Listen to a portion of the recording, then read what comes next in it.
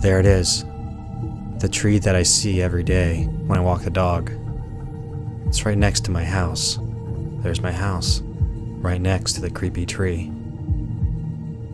It's definitely an inspiration. I mean, how many scary stories can you create around this tree?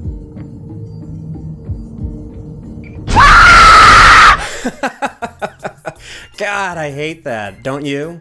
There's two things that could have happened. One, you could have laughed with me, or two, you wanted to punch me in the face.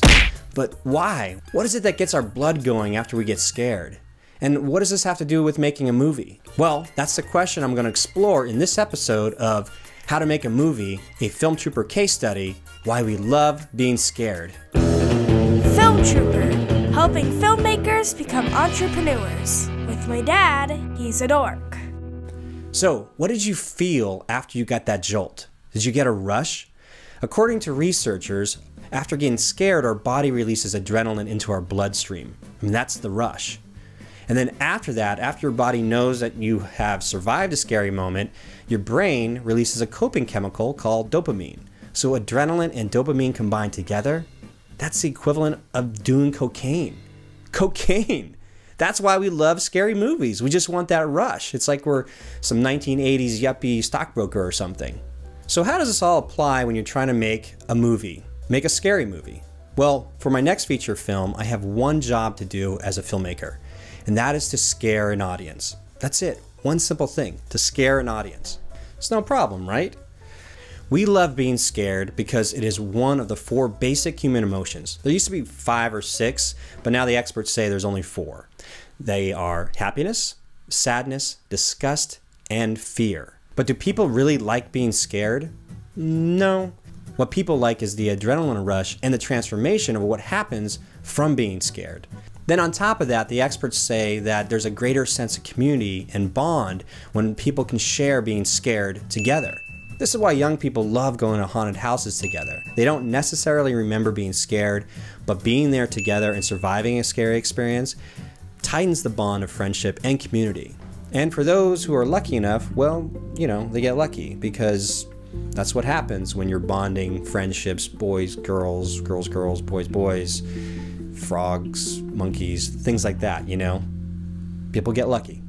Okay, so if I'm supposed to be a drug pusher for 90 minutes, then how can I carefully release and control when my addicts, the audience, gets their doses?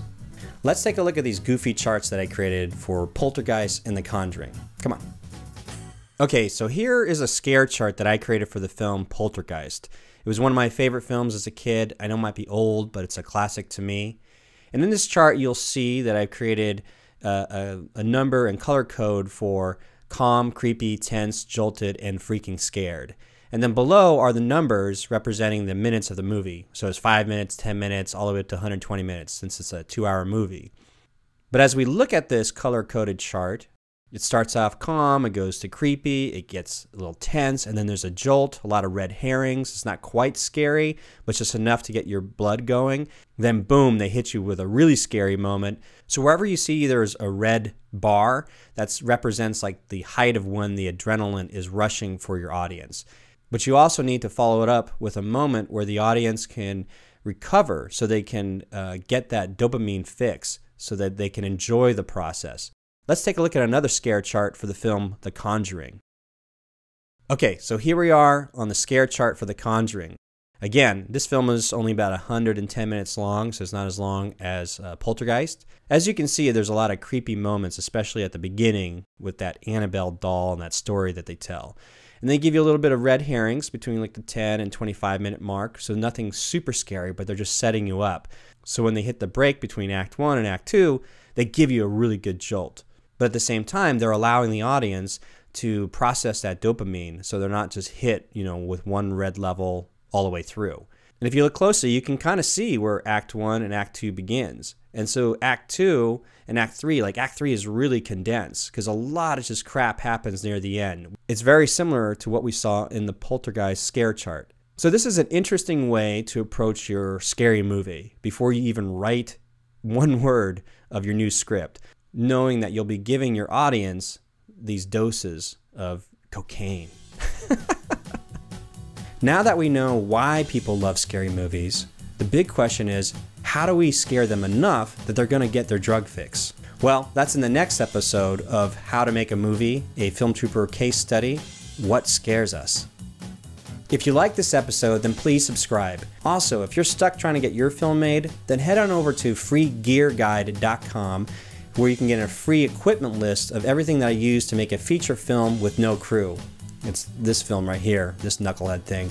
And that's at freegearguide.com. And that's when you'll think to yourself, like, if this Yahoo can do it, then I could totally do it. I'll totally rock it. And you know what? You will rock it. You'll rock it harder than I will.